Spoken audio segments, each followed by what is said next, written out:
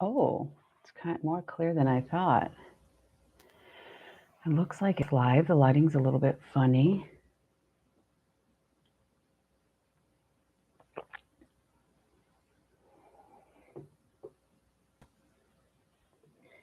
Just gonna wait the awkward time before the first person shows up. Oh, I'm seeing that there's people. It says there's 2 people in here. Oh, hello.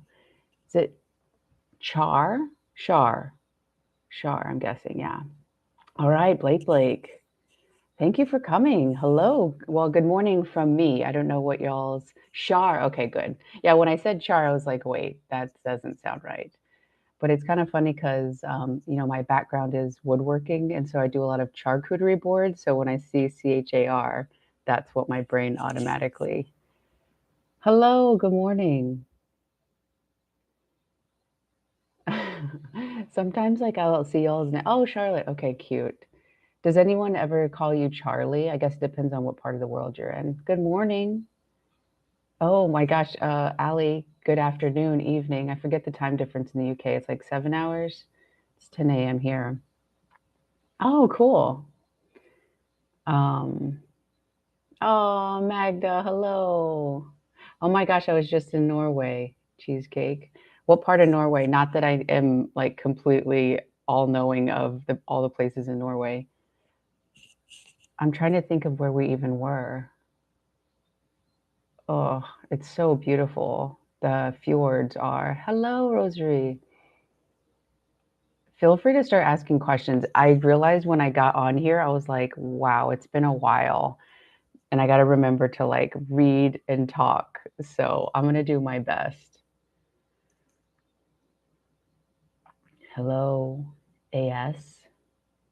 Yeah, I'm curious, Cheesecake, what part of Norway? And you might have already said it by now. Sometimes there's a delay. Wow, what time is it in India? Hello, Jonathan. Honestly, thank you all for being here. It's all formal. But honestly, thank you for your time. I'm excited. And this is a celebratory live. We just hit the channel hit 10K while I was sleeping. I'm like, whoa, double digits. At least, I mean, I know it's actually 5 digits, but when it says the name and then it has double digits. Wow, Mozambique.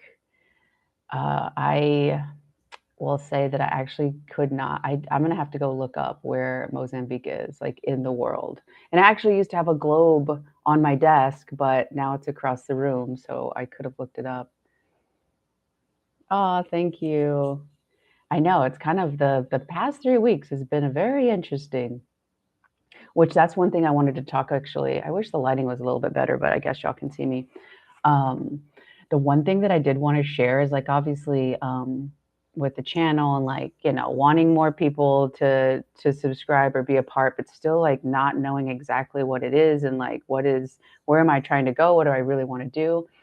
But in the experience from 3 weeks or so ago to now, there's such, if I would watch somebody or, my assumptions about people who get big growth, you're like, oh, that must be so great. And it is, and it's wonderful, but it is so uncomfortable. And that's one thing I really do want to talk a lot about.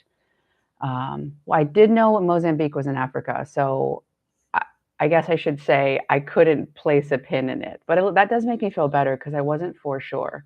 Um, but that's one thing I wanted to share with y'all watching now is like, it's actually so uncomfortable because part of me is having to let go and let a part of me, I mean, an identity you could say die, but I feel like when you move up different identities, that part of you, you still remember it, but you don't, associate with it, if that makes sense. It's like you used to have a friend at school and then, you see them and you think fondly of them, but you're not interacting. So just know whatever it is you're trying to make changes in your life about, as they start to come in, being really uncomfortable is okay because it's pushing you past your comfort zone. Anyway, I just wanted to really share that. Okay, Blake, I have a situation that I've been trying to find an answer for past several months. I manifested a great life through daydreaming. I didn't even know what manifesting was when I did it. A couple of years ago, I learned about manifesting and was super excited to keep going. In the process, kept things moving. in an even better direction. And then suddenly my partner of several years ended our relationship, and then I lost my home. Well, there's a lot that could be going. Did I want the breakup? Well, only you know if, oh, did I manifest the breakup? Or did she just not level with me? Well, I mean, it's hard because there's a lot of different things that could be going on there. That's the thing too, right? You said that you were kind of thinking of these things. You don't have to know about manifesting, because manifesting, the etymology of the word is you're revealing what you believe to be true about yourself in the outside world. And actually, I'm going to pull up a quote because I read it yesterday. If y'all have Instagram and y'all don't know about the period brain period guy, that guy on there is so good in terms of subconscious things and understanding your subconscious. But I'm going to do a video soon about that. But one of his recent quotes, he said, the most dominant subconscious thought becomes the tangible conscious reality. So I don't know specifically, Blake, what your situation is. So I'm just going to kind of try to do general as much as I can. But when this person leaves, what does that bring up? Right? Or maybe they're confused. What does it bring up? Losing the home. Those are both two things about your home. So early on in your environment, was there anything about instability or out of nowhere, your entire world getting rocked? Sometimes too, these things happen. And in my situation, I had a couple things where it was like, not making the Olympic team and then finding myself in an abusive relationship. And it's like, those two things really kind of knocked me open. So yes, it was very painful. And I don't think we have to have things like that happen. But I think life or our higher self or God kind of keeps cranking up the volume to help us understand and see ourselves more so we can actually evolve to a greater capacity, if that makes sense. Um, so let me know if that kind of helps, Blake.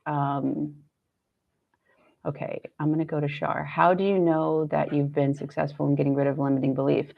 That's a good question. I mean, if you have a limiting belief that you're not enough and you have a situation, I think that the real-time interpretation of events is a good indicator of what's going on internally.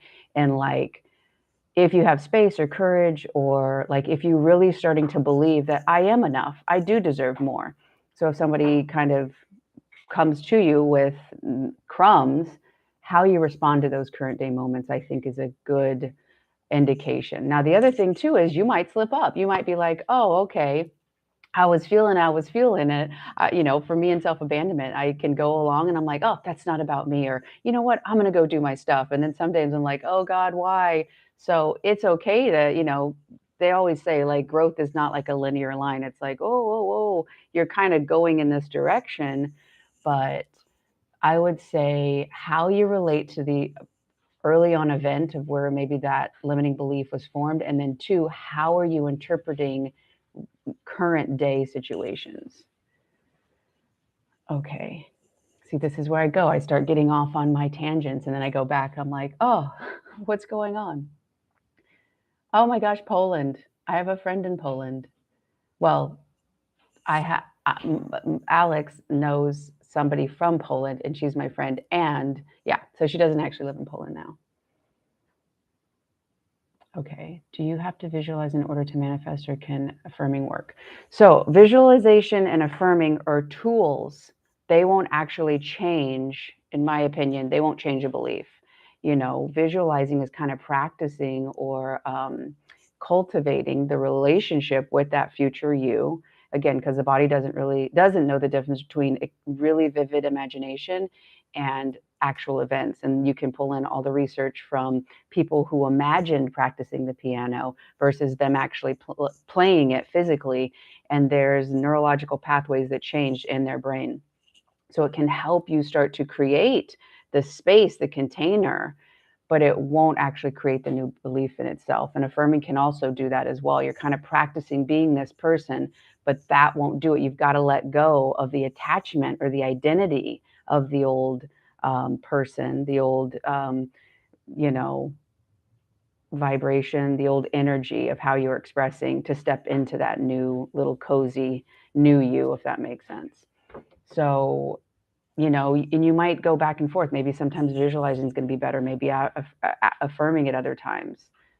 So I hope that helps. Let's see. Oh, yeah. Yes, SH, abusive relationships. I mean, again, I wish no one to that degree, but, and also too, I want to really, really reiterate this, especially being in that situation. You don't deserve this. It's not like, because I had this too. Somebody said, and this is, in my opinion, more of like a spiritual bypasser kind of energy, which is, um, this like the abusive relationship had just happened and I had been physically assaulted, and somebody early on had said like, oh, I wonder what you did to manifest this. I mean, talk about things to not tell somebody in an abusive, like, who has just gone through that. And also too, I don't believe we ever manifest that. Now we play a certain, like, I won't say a role, but how did we get there? For me personally, how did I let my standards become so low? How did I self-abandon so much? And that's the thing, you abandon, abandon, abandon. And I was so desperate and I became so addicted. That's the part I would look at, as opposed to, oh, I made this person do that. You're never making anybody do that. I think that's a load of shit. And I think realizing other people are bringing their shit in too. So that's also why it's so, imagine me doing that for 5 more minutes, so important for you to know yourself, you to know your wounds, you to know your hallucinations or projections very clearly, so that when other people start doing theirs, you're like, woof, okay. And that doesn't mean you have to get away from them, like, oh, I can't be in a relationship with you or I can't interact with you. It's just knowing how to keep your energy, how to take care of yourself in those moments. And maybe it's okay. And you're like, oh, okay, I can see this person's going through this and y'all can talk through it, but not taking their shit. Okay. Oh, I got all ramped up for that one. Whew. Okay. And these are just going to be kind of random. So I'm going to do the best I can to answer everybody's. And I'm very proud that I remembered to click that only subscribers could join this, because I don't know if some of y'all are here for, when you don't do that, really weird stuff gets in the text box. So if anyone sees anything weird, please let me know, and I'm saying weird, like being like really crude and really inappropriate. Okay, so Jonathan, for a beginner in manifestation, where to start? There's a scripted method, state of mind, SATs. I discovered Neville because of you. Oh, cool. Well, I think that the best thing, if I were to tell younger me or anybody who's just starting, is like, realize that you've always been doing it. Okay, so now what you've got is the ability to understand what is going on to produce this. So a cause and effect kind of a thing. Oh, okay. And again, going back to that quote by the brain guy, your dominant subconscious thoughts, okay, so that's what we're going to know we're going to manifest from, becomes your most tangible conscious reality. So if you can start to look outside to say, okay, what repeated pattern? Is it about relationships? Do I keep getting abandoned? Is it about just a general lack of resources, emotional, monetary? Okay, if that's my experience, if that's my most tangible conscious reality, how can I trace it back to what subconscious thought that I'm probably unaware of, or belief, I should say, not thought, belief? Where's that coming from? Because when you understand where it's coming from and do what I've been talking about, which is shift your perspective on how you relate to it, and then start to not catch yourself, but start to become aware of how you're interpreting current day situations, your whole life can radically change. So realize you've always been manifesting. And manifesting, you can reverse engineer. Okay, I keep, for me in relationships, I kept finding emotionally unavailable people. What must I think? What must I believe? What part of me must be like really just desperate? Oh, there's an emotional inconsistency that I am perceiving throughout the whole world, and I have to be really, really good, or I have to be a hero, or I have to, go help people. That was my thing. But when I started to understand that more, it's like, oh, that's not how the whole world works or realities work. That's just how this specific, I guess, perception works. So I hope that helps. Okay. All right, here I go.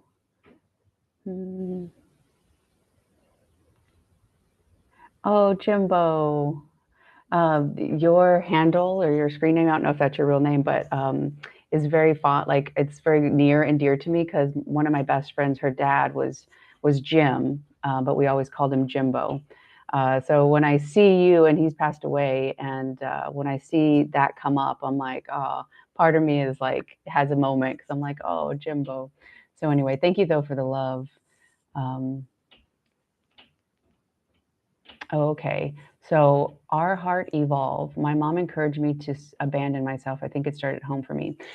Absolutely. That's another thing too, as we're starting to become more aware of ourselves and we're looking at the environment. And I cannot encourage you enough to, I don't know what all of y'all have been through. My situation, I grew up in a home that was pretty stable. There was no yelling, there was no violence. There was, it was very, my parents did the best they could. And, for me, different things happened internally or my perception of who I needed to be, so nothing could have happened, but the examples of how people are moving in the world. And you're like, oh, okay, I can see maybe my mom making everyone else happy but herself. Oh, that's the way to do it. Obviously you love your parents, and you want to bond and stay close to them. So you would maybe want to adapt or, mirror that. So, oh, okay, I need to be a martyr or I need to be selfless. And this is the thing that blows my mind, because it's selfish. I need to just like make this a giant dry erase board. Also, too, I'm going to try to remember what I'm saying. I'm like, okay, I'm going to try to remember the thing I'm going to say now, but I want to get into this before I forget, and it's starting to go away. Oh, oh, it's it's like really fuzzy. Sorry, I got distracted. But the thing I wanted to say to you, our evolve is like understanding our parents as humans. Oh, selfish versus selfless. Woof, we're back. But selfish is seen as the opposite of selfless.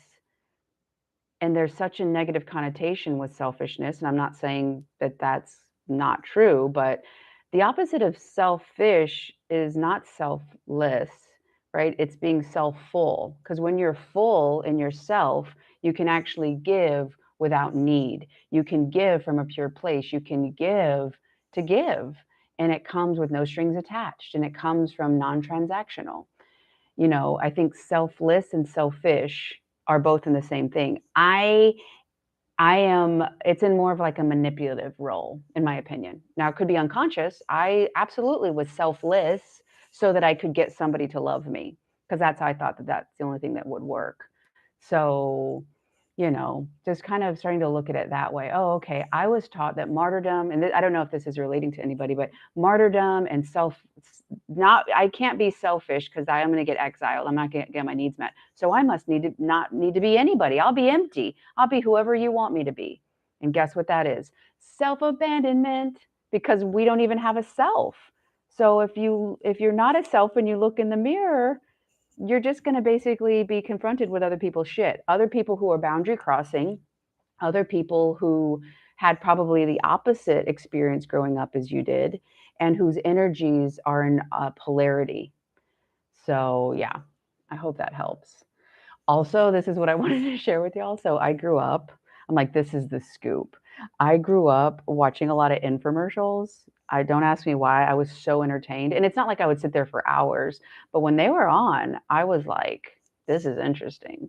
Show me the rotisserie, set it and forget it. Show me the stain remover that wows and dazzles you, right? So yeah, the other day I was watching, I think it was actually yesterday, I was watching like, I don't know, a YouTube video, and they were talking about something. It was actually CoffeeZilla. I don't know if y'all watch him. He's like the internet detective. I find his videos like really interesting, and like just I sometimes I watch different bigger YouTube people just to kind of see how they create videos to see if I can be inspired in any way. Anyway, the way he was talking about stuff, I realized I think one of the reasons I have so many demos and so many like, look at this, is because I watched so many infomercials as a kid, which I thought was hilarious, which I'm like, and now you see, oh, I think they're coming to mow the grass today. Anyway, so it might get kind of loud. Maybe it won't. But anyway, I just thought that was really funny and I wanted to share it with y'all. Little me watching infomercials and how that influenced the YouTube channel. Okay. Okay, so Bryce Hancock, hi. What can someone who isn't a novice do to shift even a little when they feel uninspired, stuck, or in a deflated mood? Well, again, that could be a lot of different things. Deflated, uninspired, or stuck. I guess the first thing that comes to mind is to look at, is there, I can't be safe and fully, because, inspired is like in the spirit, right? Allowing you to, um, everyone has a divine connection, an ability to tap into a greater energy. You can call it quantum field, you can say God, your higher self, whatever. So in my opinion, if I'm feeling uninspired, okay, I'm not connected. Is there a sense of it's dangerous for me to connect? Is there a sense of if I'm fully me, I'm going to be rejected? Is there a sense of, being stuck? Well, it's dangerous to move forward. And I have a video, I can't remember which one it is, but I talk about um, basically off limit beliefs, and then there's leftover beliefs. I don't know, for whatever reason, this makes me think of Magda, because I think we had like an exchange on the comments. I'm like, Magda, which video was that? Anyway, um, but I don't know, Bryce, is that connecting with you? This idea that, in order to, you're like kind of stuck in this, but out here is where you want to experience.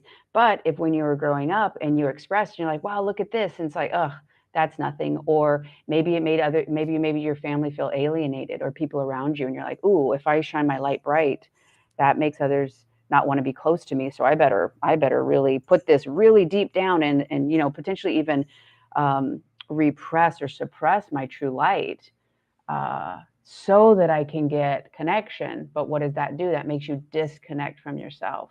And again, as an adult, you can see, oh wow, I thought that that's what I had to do, but I could see in that situation I was so scared that I was going to lose, that I had to do this. But it's not true. Maybe it was an adult and they were going through a lot.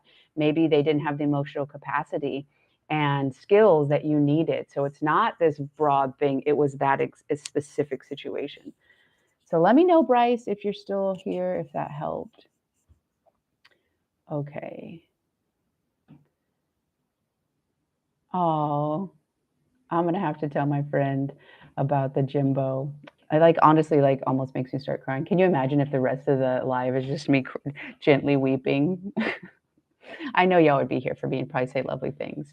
But it's just as funny to me, the idea that someone, we'd start and then 20 minutes in, I just gently weep.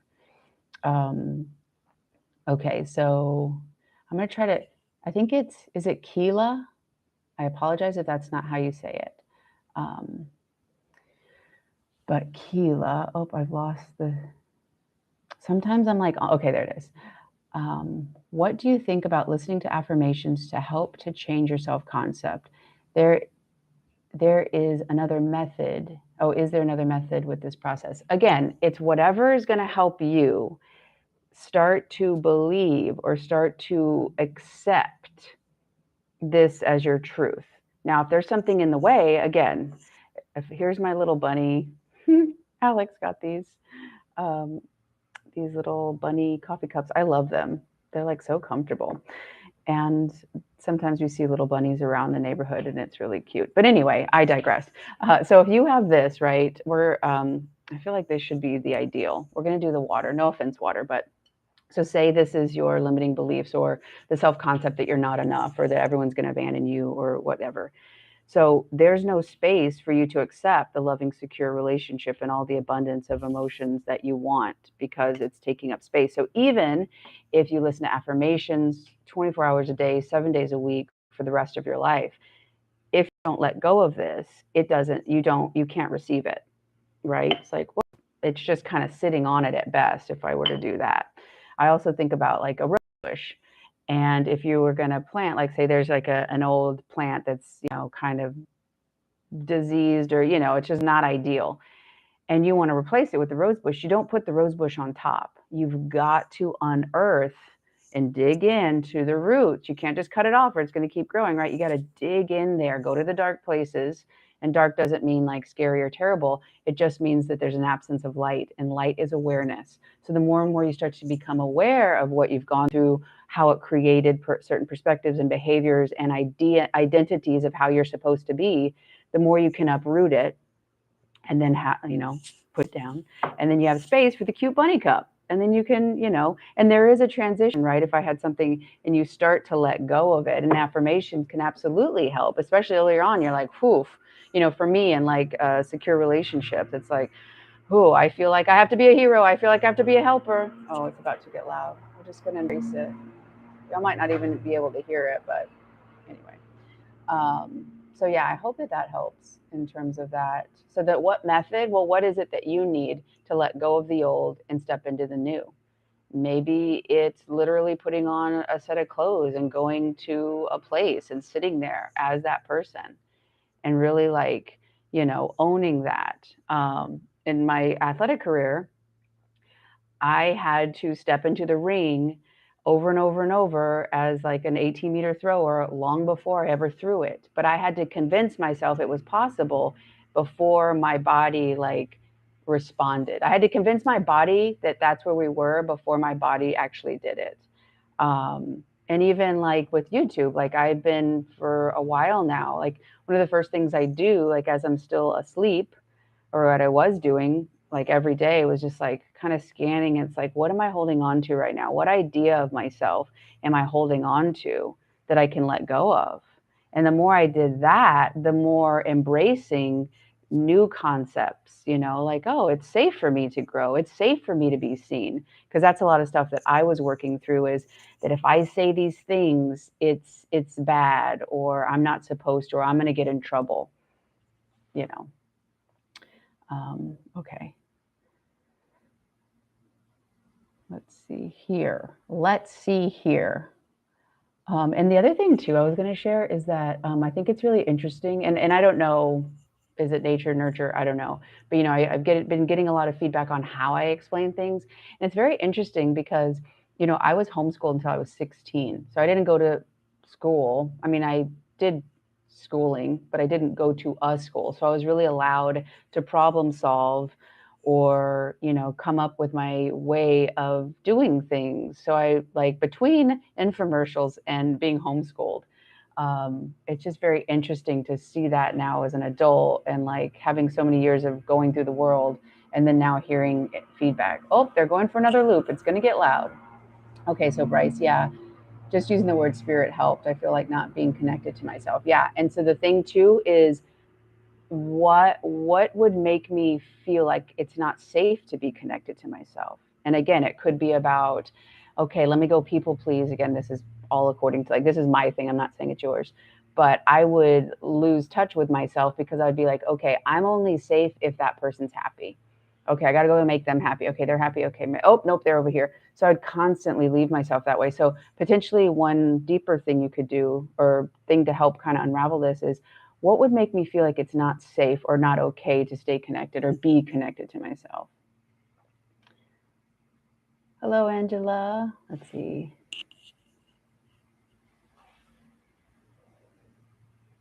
Let's see. I just saw. Oh my gosh, Magda. She got it. The video is called Limiting Beliefs, How to Finally Break Free. The Leftovers, yes. Thank you. I like did a relay. I'm back in my track days. I did not run, I did throwing, but a lot of relays. John M, hello. I mean, are you late or are you perfectly on time? I like to say the latter. So, okay. Oh, all right. I said the name right. Okay, let's see. Okay, I'm going to try to say your name. And Shika. It's distracting too because the mowers are on another round. Is just realization of self-limiting beliefs enough? How does purging it fully actually work? So step one is realizing it. Then there's like a level of acceptance. But Dr. Joe says this all the time, of it's not enough to just consciously, oh, I understand that's happening. But you keep and continue to be that same person. You keep acting or behaving the same way. So even though you understand it, it's about, your body's going to be a major part in this, because, I'm of the school of thought that your body is your unconscious. So different physical ailments, different places where you have tension. I do this because my left shoulder is specifically one place that I have a lot of tension, or I've had. It's not like what it used to be. But and there's websites like flowsandforms.com does your body lie, that shows you kind of emotional, underlying emotional dynamics that could be manifesting in your body that could help get you to beliefs and that sort of thing. Let's see. I'm trying to get back. Oh, okay. So realizing it, but you can't just realize, like, if you were in a situation, I do the little you and the adult. It's not enough to realize, oh, my adult was emotionally unavailable and I didn't get what I needed, and then just do that. It's then taking it and saying, wow, I actually deserved emotional availability. I actually am valuable enough to have emotional consistency. Okay, so that's like another step, because you can see the dynamic, but that's still relating through that person. But to say, wow, I deserve something different. And again, it's not about blaming, like, how could you? And, in some situations, if the caregiver was abusive and just, it was very damaging to you, understandably, that you could be angry. Okay, get that out, let it process. But then as you say, oh, wow, I am valuable, I am worthy enough to have this, and I didn't get it. But not getting it then does not dictate what I'm capable of receiving. But you've got to let go of the idea that because that person didn't do it, then you can't have it, or that it's a reflection of you. So it's shifting that. And when you shift it truly at the depth, it completely changes how you relate to yourself. Is that making more sense? Sometimes it's hard because I'm like, like I can feel it in my body, and I want y'all to be able to feel it too. Um, so, and Shika, let me know if that resonates. Okay, let's see. Maya, hi. I have a question about, do you consistently have to remind yourself that the 3D is not real to get into the state of wish fulfilled? Or should you just persist, persist, persist? Well, I mean, what are you persisting in? Like, if you sit in something, if you're sitting in limiting beliefs, but unconsciously, but consciously, and again, there's a video I'm going to do at some point, probably in the next couple of days, maybe today. Let's see where the wind takes me. But if 5% of your brain is your conscious, right, or your conscious awareness is 5%, and 95% is your subconscious, mostly programmed from childhood, and the 3D is reflecting tangibly what is unconscious, but you're persisting in the 5%. That is a recipe for disaster. And I get really riled up because I feel like that's a lot. And at my perspective, I don't think people are doing it maliciously, but there's a lack of information of the depth, in my opinion, and it makes people put all their energy into something that doesn't have a destination towards where they're wanting to go. So to go back to your question, um, do you constantly have to remind? No, you want to use your 3D potentially to help you. Okay, what does it need? What is it that I need to shift? And then focusing inside of you, letting those wounds heal, releasing that, somatic therapy, somatic work, doing different introspective practices. And, I had to get a mentor, somebody to help me see my blind spots. So that you can see yourself better. So it's not about either one of those, I guess. It's not about saying the 3D isn't real. The 3D is expressing something. The 3D is feedback. Now, you could be in process and you're not going to say, oh, okay, this person's emotionally unavailable. It's because of me. Oh, here we go with that old thing. Okay, what am I going to mean that, oh, okay, they're not there. I'm actually looking for emotionally available people. So this isn't it. So it's not about saying it's not real, and it's not about persisting in what you want, because what you want will always be at a depth. It'll always be absent from you because you want it. Desire is about not having it. It's about distance. It's about I'm trying to think of the etymology of that word, but I don't know if this is coming off clear. I feel like it's a little bit rocky. I'm like, oh, I can't edit this. More about, yeah. Um, okay, so I feel like I guess it somewhat helped. But I think that's the biggest thing is, what are you persisting in? Because it's the 5% versus the 95%. So if you just sit there in what you want, you're still being the old person. So you're going to keep getting a reflection of it. Okay, John M. I'm delighted that you're here. Um, oh my gosh, I love the pumpkin. I love it. I love fall. Okay, John M. Is it normal to feel a sort of permanent or sustained melancholy while undergoing a mental paradigm shift? I try not to identify. To. I try not to identify being miserable. I mean, I don't think there is like a normal. I think everyone's in their own thing, but I'm going to take it back to childhood. Was it shamed or put down if you were happy? Because if you grew up in an environment, and again, this is really important to understand the dynamic of jealousy because people think like, oh, I haven't even had coffee. Okay, there we go. 35 minutes in, and that's my first sip. I showed off the delightful bunny mugs earlier, but I had not taken a sip. Um, so going back to, okay, so jealousy, right? Jealousy is you're afraid you're going to get abandoned. You're afraid you're going to get left out. And because of that, you become anxious. You start to compare yourself. Now, the reason I'm saying this, John, is not for you, but if an environment, because I know we've talked a little bit or you've shared a little bit about your background, but I'm not like crystal clear on it, obviously, but this is what's coming up for me. If you grew up in an environment where people compared you with other people, or they were suspicious or distrusting or kind of critical, and they kind of pecked at you, and they felt inferior in life and they try to take power off of you. Well, it could feel normal for you or safe or familiar to feel melancholy or to feel depressed or to feel like repressed. Like you have to push your real you down because potentially, I don't know if this is resonating, but I'm just going to share potentially if this is helping anyone else. I can't be me, so what's left over? Well, this kind of person that's not me, okay, I'll interact or I'll be in this really limited capacity that I don't really like, but at least you won't make fun of me or at least you won't tease me or at least you won't harass me, basically.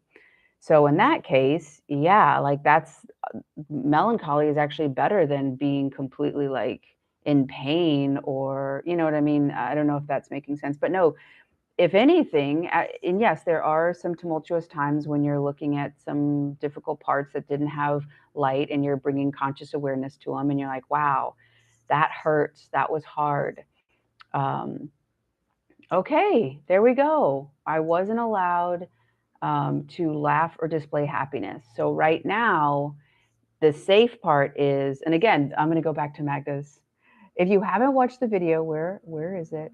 If you haven't watched if you haven't watched the video called "Limiting Beliefs: How to Finally Break Free," it talks about uh, your true way. Because if you weren't allowed to laugh or display happiness, that would mean you actually were doing it, like you had it in you, but you were told no. So the no came at a great cost. Like, okay, if I go against this no, I'm going to be alienated. I'm not going to have love and connection. I'm not going to be able to bond with the people who my physical survival depends on. So this is a very, very life threatening or potentially life threatening no. So that means also too that you have a natural inclination to want to laugh and display happiness. But what was left over was melancholy. So when I'm melancholy, I can be in my family. I can be accepted. I won't be harassed, right? I can be safe. So I don't know you, so take this with a grain, but it potentially isn't even about your paradigm shifting. It potentially is about you realizing that as an adult, you can keep yourself safe. And it's safe now to allow yourself to be happy and to laugh because that is your authentic self. And that's going to lead you to people who really love when you laugh. I mean, I wish I could hear you laugh now. And like, yours might actually be practicing. I'm like, maybe you're in your room or something, or wherever you are, where you feel safe. And you're like, okay, this is safe for John to laugh. Maybe you watch a comedy. I don't know. It's safe for me. Well, how would, if I was happy and I could fully share, and it could, I encourage you to like really get big with your body and basically break through that energetic bubble. And the whole thing, this is like totally long-winded, but realize early on, potentially, some adult who doesn't want the child to laugh or display happiness, what threat could that adult have had? That adult was threatened. It wasn't you who was doing something wrong. If they had a sense of jealousy, or maybe, I don't know, like, but you know, if you're laughing at this and they felt, oh, why aren't you laughing at me? Or no, don't do that. And they wanted to make it about them to keep you close. I don't know. You know, that could be a sense of jealousy where they're afraid they're going to be abandoned. I mean, jealousy is such a wild thing because it's rooted in self-abandonment. I need you to not be happy with other people. You can only be happy with me. You can only be entertained with me. No, be quiet. Only this way around me. You know, all this kind of controlling stuff. But a lot of it's rooted in the fear that people are going to leave them. And so they leave themselves first. And by they, me. Like, the reason I know so much about self-abandonment is because I've done it for so many years. Yeah, so I would really encourage you to think about the videos specifically in the last couple. Yeah, Blake, I can go. Jealousy is wild, and this all comes from the book Rays of Dawn, which I personally am not like 100% on how the author talks about like physical stuff, like in terms of diet and stuff. I don't actually eat meat, but you know, to each their own. But when it comes to the emotional component, so the like he does polarities, right? So the opposite of jealousy, and again, jealousy is fear you're going to be abandoned, and essentially you're abandoning yourself first.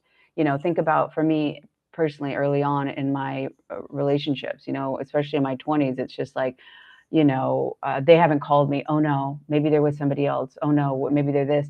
In that process, I'm rejecting me at the thought that they're going to reject me. So I'm literally doing it first.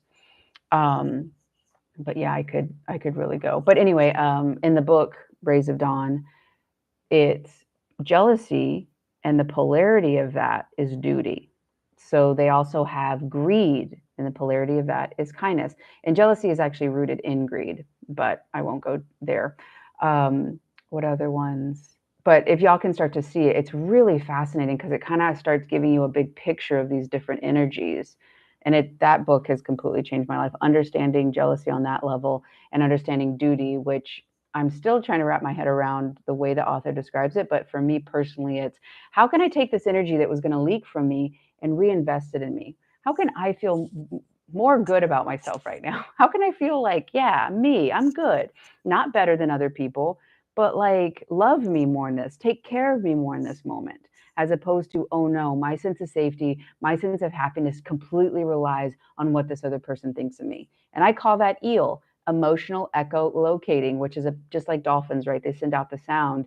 But emotionally, early on, we had to see, okay, am I good with you, caretaker? Do you accept me? Because if you reject me, I might die because my physical survival depends on you taking care of me. Okay, woof, that was a long one. So John, is that helping? Is that helping also other people to understand this a little bit better? Let's see, okay.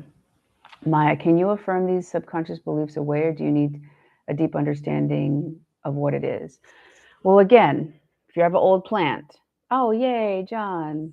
I really am delighted in the idea that one day I'd like be able to go around to different parts of the world and like meet y'all. I just think that that would be so. For one, I have a Sagittarius moon, so traveling in general is wonderful. But it'd just be so fun to like see names and all the interactions we've had, and then meet y'all in person. So that's in the cards for one day. But yeah, John, it is safe for you. And I'm going to speak for the other 45 people in this room that are going to say that, John, we want to see you happy and we want to see you laugh, because that laughness and laughiness, that laughter and happiness, think about the energetics, that contribution to the whole. We need you. We need you to be emitting that to help us all. That's how I see it. So the greater you tune yourself the more it's helping people around you, the more it's benefiting you, which is you're able to emit and contribute even a more lovely, beautiful one, a beautiful frequency energy. So it is safe, it's welcomed, it's encouraged. I hope that helps you. Oh my goodness, Amsterdam. That is a place I would love to go.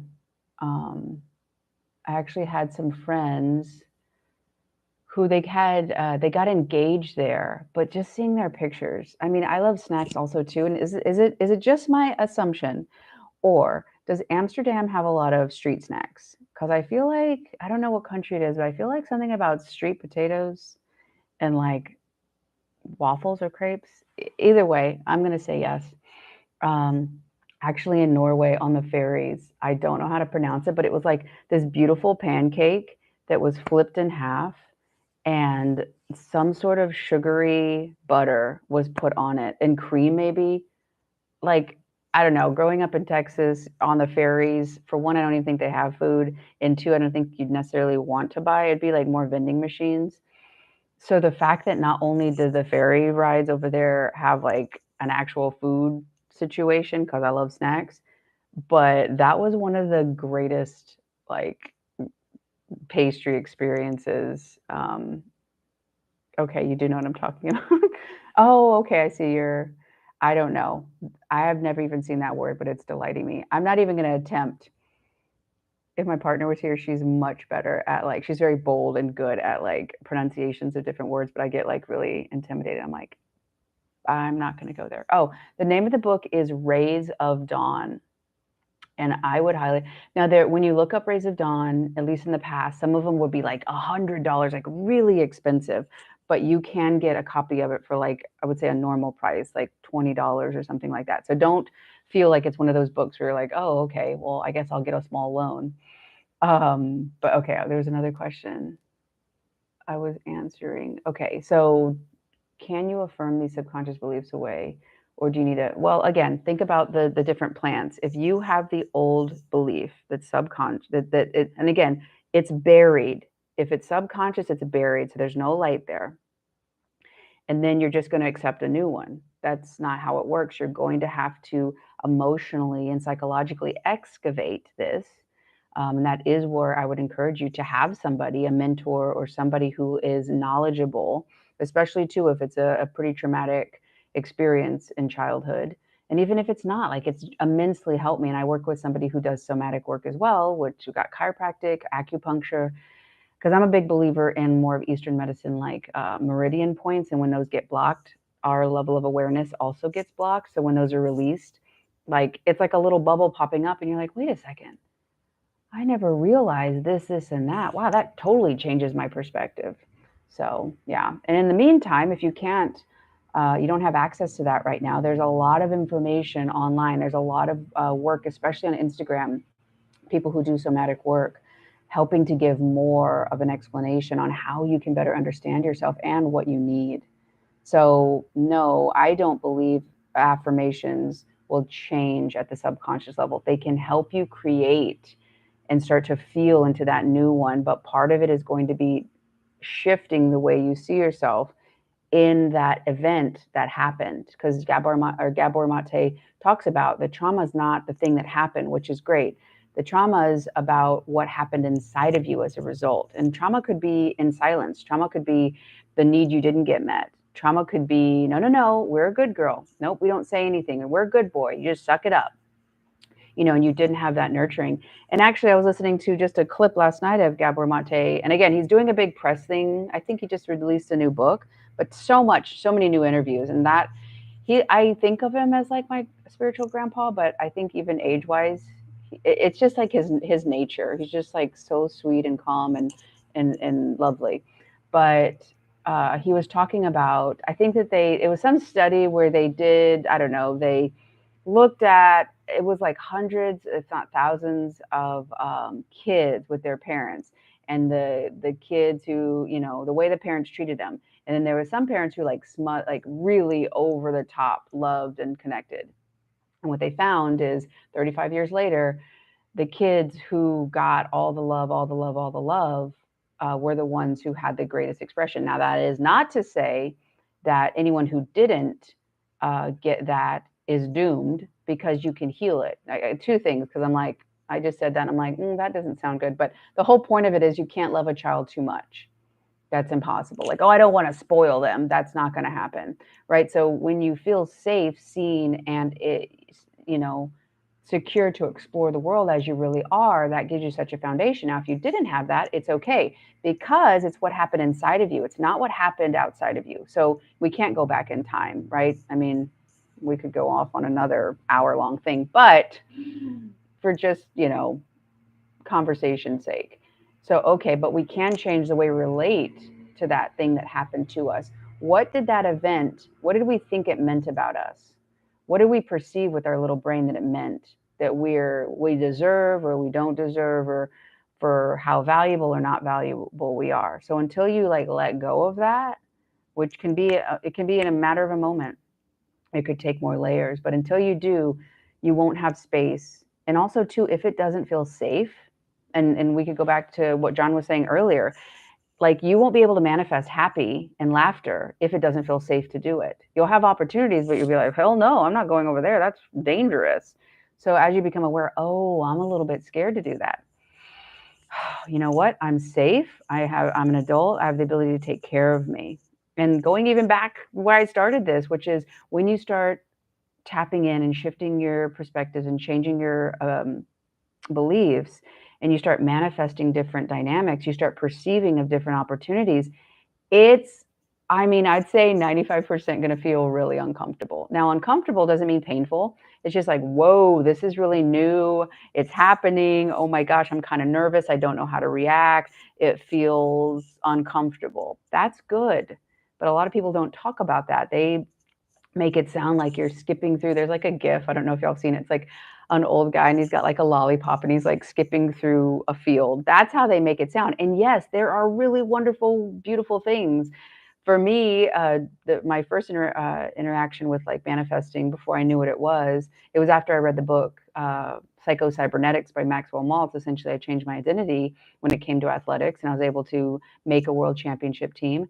But making that team felt like, is this real? This feels uncomfortable. Am I supposed to be here? Because I was kind of glitching. I was experiencing results for the new me. Part of me was like, oh no, I was kind of on the fence. So realize it's going to take practice to being and experiencing in those new experiences, in those new situations. Okay, so let's see. Okay, so Caroline, Coraline. Oh, I'm all over the place. Coraline, is that what it is? I see your little your little dot. I can feel my brain's like, woo, it's starting to go loopy. Okay, a couple more. It's really wonderful. There's so many people on here right now. Oh, this is so fun. Okay. Hi, Abby. What about forgiving the people that gave you your limiting beliefs, even if they have passed away? Um, so you can have a clean slate and start new. Yeah, I mean, ultimately, forgiveness for your own sake, you know, because when you let go of that energy, and again, like that's what I'm saying, there's adults who are really make poor decisions. They do really inappropriate things that cause a lot of pain and hurt in kids. So I'm not saying like, oh, just realize that was them and just easy breezy. I'm not saying that. Oh, now we got the blowers. It's about to get crazy. Can y'all hear how loud it is, or is it just because I'm here? I was about to say, I'll just put it on mute, and I'm like, oh, wait, you have to hear me. Anyway, okay. So, you know, allowing yourself to feel maybe the anger, maybe the disappointment, maybe the rage. Now, Dr. Jodid talks about this as that emotional refractory period. If that's been suppressed because you couldn't, as a kid, like rage up against your parent or caregiver or whoever it was that, you're talking about here with the limiting beliefs, you couldn't do that then. But now as an adult, you're like, okay, there's something stuck and I need to express it. And it's safe for me to do it. And it's for my own benefit. Letting it out to complete that process, to be able to come back and have forgiveness. But if you just kind of try to clean the slate and there's still some of that energy in there of, no, I forgive them, but God, and you have that. I don't know where you are in the experience, and it's totally understandable. And, you know, I don't know what you've been through. So it's understandable and valid is the word I was looking for. If you do still have anger. So it's not about like judging where you are. It's about saying, okay, have I fully processed the anger I have, the rage, the disappointment that I had as a kid, or that I have now looking back, understanding that more. Um, and, there is really interesting. I've been watching that guy, Tyler Henry, recently. That's a trip about like, well, what is real? And it really had me thinking like, okay, I'm still in my own process of different things, but he's like communicating with these people who have passed away. So then you think about the energy of that, but then you think about like, okay, reincarnation. I don't know where it is, but in that sense that there's energy still there. So yes, you working through that, whatever that looks like for you, I I think it's best for you, but obviously the best for you to forgive and allow yourself to fully feel all the different emotions that came up from those experiences so that you can let that go for your sake would be the best thing, I think. Hey, I am Queen Star. I didn't realize I skipped you. Let's see. I'm going to scroll back up. Okay, so I think that's, self-concept is on point. Good. Great for me. But how do I step into this confident woman and just plan the dates? I'm not chosen. I do the choosing. Let's see. How do I step into this confident woman and just plan the date? Can you say that a little different way? It's not like I'm not quite getting it the way I think you're meaning it. So I just want to make sure to get it.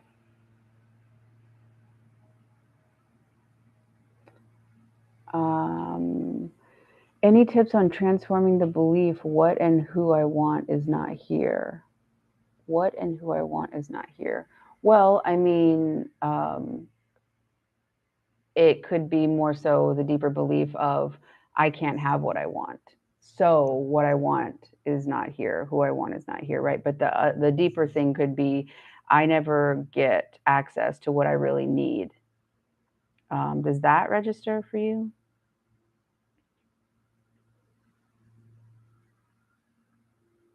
Oh, I'm asked on dates, but insecure to actually plan the date. Well, I mean, why is it, I guess my first thing would be, why is it your job? Maybe you could kind of have fun with it. And like, well, how about you pick, you ask them to pick something and you pick something that you'd like to do, and then y'all fuse it together. So it's not all on you and it's not all on them.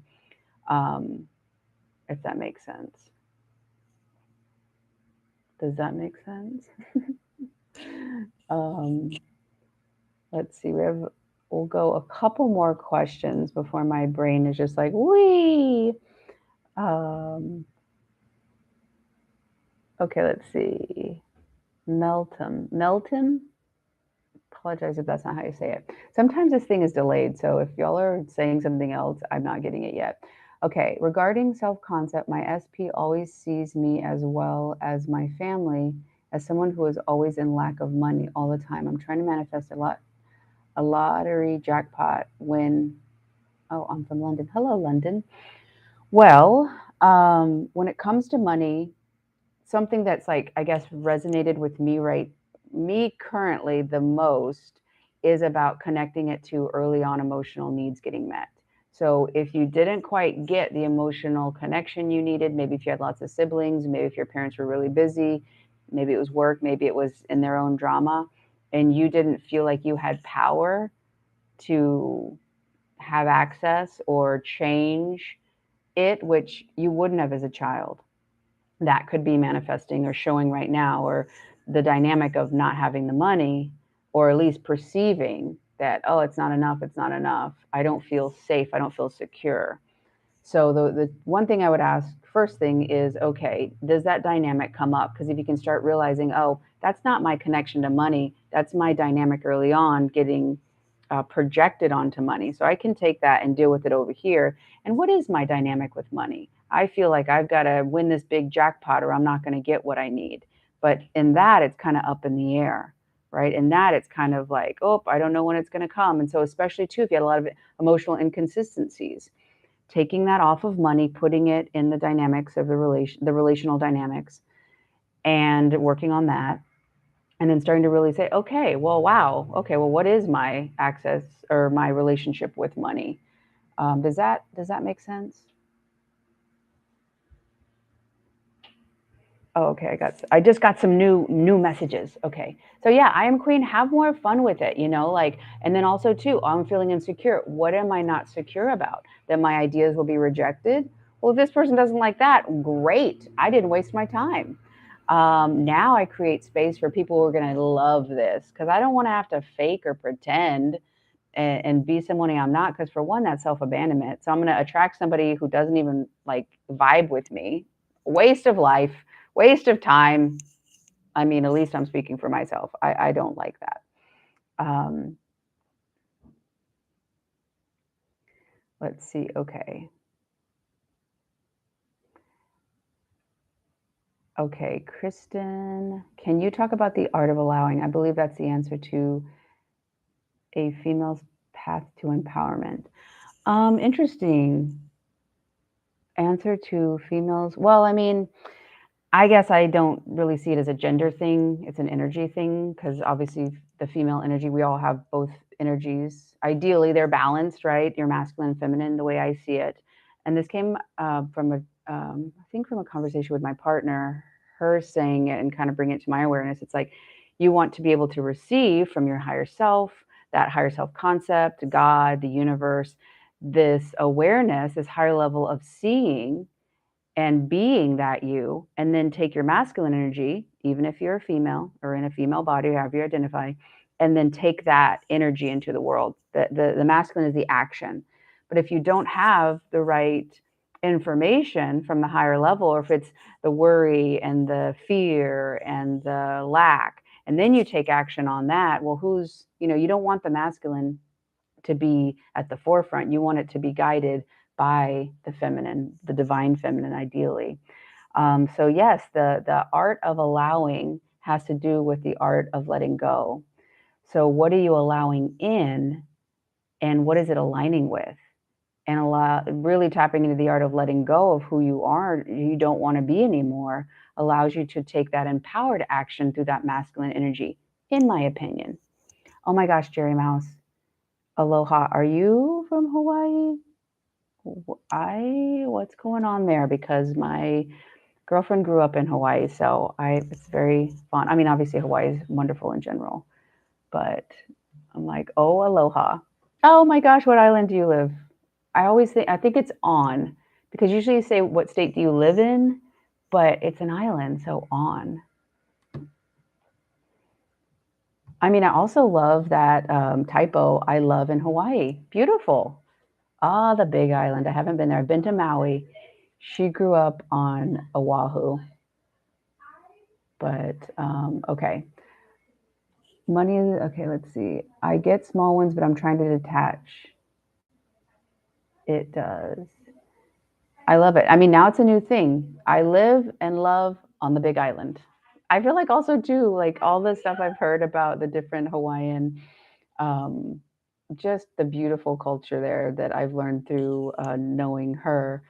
It's just so beautiful. It's just so pure. It's gonna make me cry. Just the like acceptance and the love and the community. It's just so beautiful.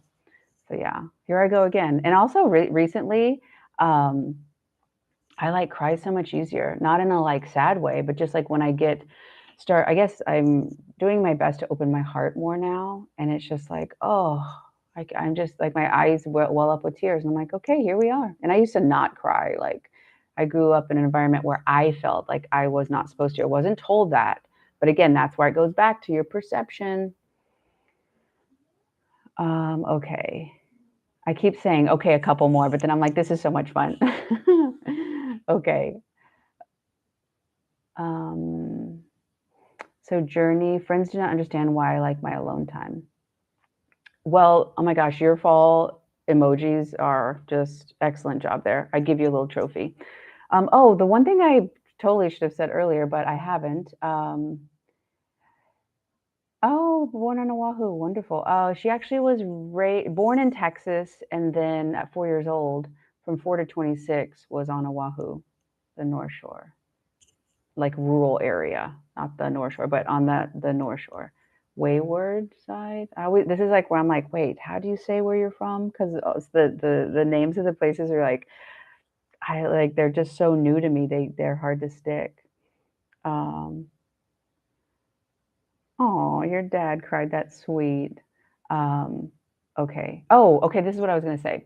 So obviously, y'all know that I've stopped doing one-on-one sessions, but I'm currently working on creating a course about belief shifts, basically learning how to shift your limiting beliefs to step into um, the life you really want to create by learning how to embrace and embody these new beliefs.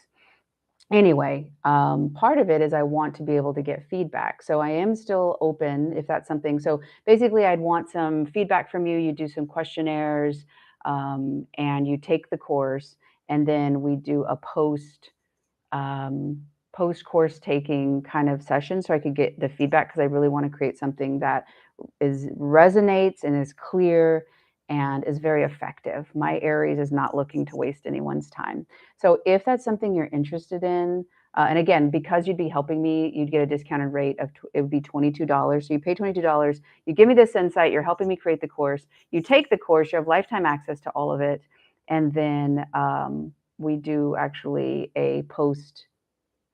I don't even know what post interview, post, how did you like this? Post feedback session. But if you're interested in that, when the course comes out, it'll be $39. So you get a discounted, man, my brain is on, the wheels are coming off. But if you're interested in that, I'm going to leave the email that you can email me at, and then I'll send you the info and I'll get the questionnaire to you and then we can get going. But yeah, I just really want y'all's feedback as I create this to make it as powerful, effective. Let's see, one of the things, I think that they all got that right. That's, um, I was see then I like stop talking, especially my brain gets like womp. But yeah, just email me at that email website, abbyrustonYT@gmail.com, and I'll send you the info. But yeah, since I'm a little bit, my wheels are coming off here. Thank you, Dilo, exit interview. But yeah, I'll send you questionnaires to get the best, I'm kind of like chiseling away at like really understanding everyone else's experience with these things so I can make it as applicable to you and is powerful to you. So you do those questions to give me feedback. I create the course, you take the course, and then after that, I do an exit interview. Thank you, Dilo, for that my brain could not grasp. And again, rather than 39, it'd be $22, and then you'll have lifetime access to all the future upgrades and all the future content, and the price will keep going up just because it will be more and more valuable in my opinion. And that's also according to how it's received and how it's effective to everybody else. So if you're interested, that's abbyrustonYT@gmail.com. Email me and we'll get the process going. I meant to say that like 40 minutes ago, but yet here we are. So that it was meant to happen now for the ears that are hearing it now to hear it. So, but yeah. And then no, I'm not doing any of somebody just asked about the minimum donation. No, I'm feeling, I'm doing my best to stay in my integrity, even though, sometimes you're like, this, okay. And this is something that's really scary for me, honestly, to be totally transparent. I'm like, oh, and it's requiring me to shift my identity and let go of a lot of limiting beliefs. At first it was with YouTube, and now it's with the courses of like, oh, a lot of those old echoes of people's voices that aren't even mine. So really, I'm doing this for one, to help, and two, because it's really requiring me to say goodbye to a part of me that has been governing my life for so long. So just know that this is incredibly uncomfortable for me, and I'm following and leaning hard into that discomfort to try to be the best, to try to be a really good embodiment of what I share. What's the point if I'm saying stuff and I don't live by that as well. So anyway, okay, I think that my brain is officially, there's smoke coming out of my ears. But this was like so fun. Applause to all of y'all. Thank you so much for spending your time with me. Thank you so much for all your contributions that y'all make. I'm going to start crying maybe in here. I mean, who knows? But yeah, we're at 10K, double digits. So thank you all for your support and your love. And email me if that sounds interesting to you. And I love y'all. And keep doing the work, keep going, keep sharing with me because I love to hear about what's going on in your life. So, and then, yeah, until the next one, maybe we'll do, because it's been so long since I've done one of these, but maybe we'll do them more often. And then Jerry, I think that this will be, I think I clicked it where you can watch it again. So if you're interested in it, enjoy the rest of your day or have a lovely restful sleep wherever you are in the world. I love you all very much. And I thank you very, very, very much for all the energy and love you are giving me in this channel. So anyway, all right, have a great rest of the day or good night.